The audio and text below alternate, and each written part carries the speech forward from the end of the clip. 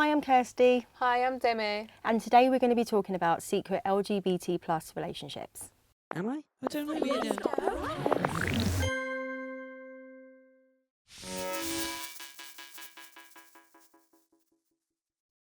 So what were your experiences of dating before you officially come out? For years, I was just messaging girls here and there. One girl messaged me and then we met up and that was it. Just fell bang in love with her. She also wasn't out either, so for both of us, it was like we was both in the same boat and we was in this like little bubble and we could talk to each other about it a lot, which made things a lot easier. But we was both so upset and we wanted to just do things that normal other couples would do, even like small things like putting pictures on social media. You just couldn't be yourself. So why did you decide not to tell anyone about your relationship? I was just really scared that people weren't going to accept me for me and people didn't want to be my friend anymore, were going to think that I fancied them when obviously I didn't. Like, I had all these things coming in my head that it never even happened when I came out. Like, it was just myself overthinking about 100 things. I now know that it's okay for you to come out when you do feel ready, because you need to accept yourself before others can accept you. So what are the downsides of not opening up about a relationship? You can't get the opinion on the person that you're dating from a friend or family member. You can't get advice if you're struggling with your relationship. And thirdly, you can't be open. You can't be who you really are and go to fun places openly with the person that you're dating, because you're so scared about everyone finding out that you're not actually living in a relationship how you want to be living. So how can we know if someone is right for us in a relationship? There's a few questions that you can ask yourself. Do I trust them?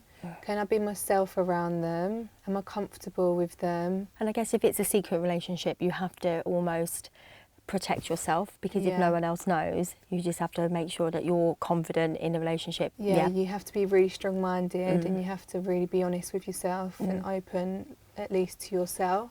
So what are some signs to look out for that the relationship might not be right for you? If they're controlling, people can try and control you from either choosing to out you, threatening to out you, or saying that they're going to use images that you've sent them or messages that you've sent them. If they're making you feel ashamed of your sexuality instead of making you feel proud of who you are. And I always think that you should tell someone who you trust where you're going, like location-wise, and what time you're going, even if you don't tell them who you're meeting. So it's never okay for someone to use your sexuality against you. What could you do if this was happening to you?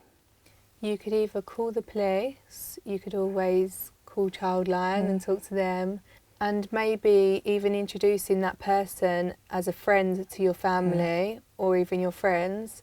That still means that they know who that person is and you don't have to reveal that you're dating that person, because that's what I done when I was in my secret relationship. And then I could be like, oh, I'm going such and such with the person that I was dating, and then that would make them feel comfortable, because then they'd know where I'm going, and that would put me at ease as well. Yeah, you've spoken about being in a secret relationship and how it felt like you were in a kind of bubble and it's really lots of pressure.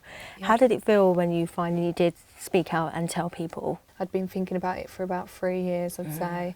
So when I came out, it was like just like a release of energy, like the weight had been lifted off my shoulders. Luckily enough for me, it was a good coming out and a good reaction. It's just made my life a whole lot easier. I can just be who I want to be now, and I don't have to be scared. So what is important to remember?